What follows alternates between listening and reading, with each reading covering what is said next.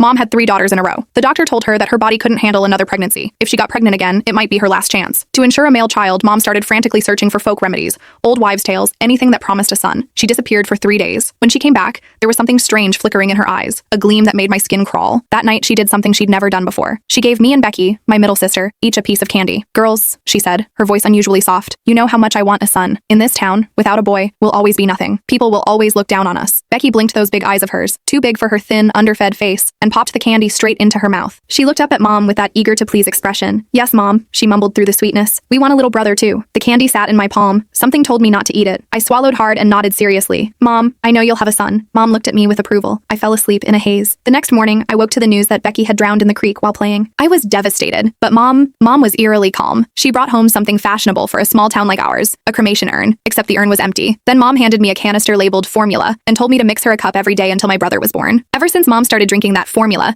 her belly grew bigger and bigger. Half the town said she was carrying twins. Others said the way her belly came to a sharp point meant it was definitely a boy. Mom couldn't stop smiling. Just one baby, she'd say, beaming. He's just big, well-nourished. The child really was enormous. Mom's belly swelled up like a watermelon, purple-red stretch marks crawling up toward her chest. She was always complaining about how itchy those marks were, scratching at them until they looked even more horrifying. Raw, angry lines across her skin. Lately, as she got further along, she kept saying her belly felt hard as a rock. Whenever that happened, a cup of that formula would bring color back to her face and calm her down. She even stopped cursing at me as much. But the powder in that canister was running out. I told Mom there wouldn't be enough to last until the baby was born. Should we get more? The moment the words left my mouth, Mom's eyes locked onto me. After I cowered and trembled for a moment, she shook her head. I'm going to stay at Grandma's for a couple days, she announced. I didn't dare argue. Even without her saying it, I knew. Mom was going to get more formula. Sure enough, when she came back, she said my youngest sister Sarah had been in a car accident. She brought home another empty urn. At the same time, she handed me a sugar canister. It was filled with that same fine, odorless powder. Nothing like milk formula at all. Following her instructions, I mixed the 2 powders together. I overheard her muttering to herself, good thing I kept the smaller one as backup. Otherwise, how would I feed my precious baby boy? Every hair on my body stood on end, but I could only pretend I hadn't heard. Mom's labor was brutal.